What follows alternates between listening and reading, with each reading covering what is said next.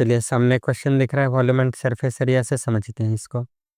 Question कह रहा है कि दो कोण है और इन दोनों कोण का हाइट का रेशो 1:3 का है और रेडियस का रेशो मालूम है 3:1 का। तो सबसे पहले दो कोण है, क्वेश्चन क्या कह रहा है उसको आप फिगर में बना दीजिए। दो कोण है और इसका हाइट का रेशो 1:3 का है। 1:3 का मतलब हो गया कि पहला कोण का हाइट जितना है दूसरा कोण का हाइट उसका 3 गुना है, तो 1:3 का रेशो है ना। तो एक कोण यहाँ हो गया और एक कोण यहाँ पर हो गया, एक कोण यहाँ हो गया। तो इसका हाइट अगर हम मानते हैं कि h है तो इसमें हाइट क्या होगा 3h, इसका 3 गुना है ना। और रेडियस का रेशो मालूम है, रेडियस का रेशो कितना है 3:1। तो अगर ये पहला कोण का रेडियस हम 3r माने तो दूसरा का रेडियस क्या मिलेगा r।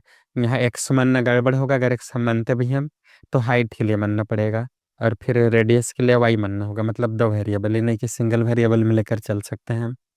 तो मान लिया पहले यहाँ आ रहा है कि हाइट्स, हाइट्स मतलब एक से ज़्यादा हाइट है, क्योंकि एक इस कोण का हाइट होगा दूसरा उस कोण का हाइट होगा, उसका रेशो 1:3 का है। तो मान लिया कि let the heights be h and 3h। Height है तो हम वेरिएबल h लेकर चल लिए, रेडियस रहेगा तो वेरिएबल r लेकर चल लिए। रेडियस को तो है रेडियाई लिखना होगा, है ना। रेडियाई जो है रेडियस का प्लूरल है, तो रेडियाई का रेशो क्या मिलेगा 3:1 का। तो रेडियाई हम मान लिए 3r और r, ठीक है। और अब कह रहा है कि अब इसका वॉल्यूम का रेशो 3:1 का दिखाना है।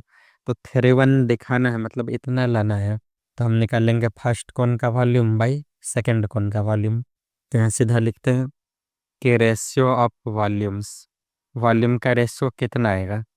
तब कौन है, कौन का वॉल्यूम होता है 1/3πr²h, यहाँ से। तो 1/3πr² मतलब पहला कौन का रेडियस कितना है 3r, तो 3r का होल स्क्वायर। r² मतलब रेडियस का स्क्वायर और रेडियस है यहाँ पर 3r, तो 3r का whole square into height, height पहला कौन का कितना मालूम है h, डिवाइडेड बाई 1/3π। पाई और 3 तो सेम ही रहेगा दोनों में, है ना।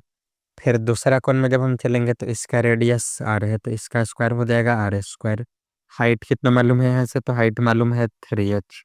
1/3π से 1/3π कैंसिल, बाकी जो बच रहा है उसको मल्टीप्लाई करते हैं, h से h भी कैंसिल। तो आपके पास बच गया 3r का स्क्वायर, यानी कि 3r इंटू 3r।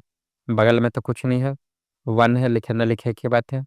यहाँ बच रहा है आपके पास r इंटू 3, आर से आर कैंसिल, आर से आर कैंसिल, 3 से 3 कैंसिल, बच गया 3/1 यानी 3:1। और हम लोग को यही दिखाना था कि इन दोनों कोण का वॉल्यूम्स का जो रेशो आएगा 3:1 का रेशो आएगा। समझ रहे हैं बात ना।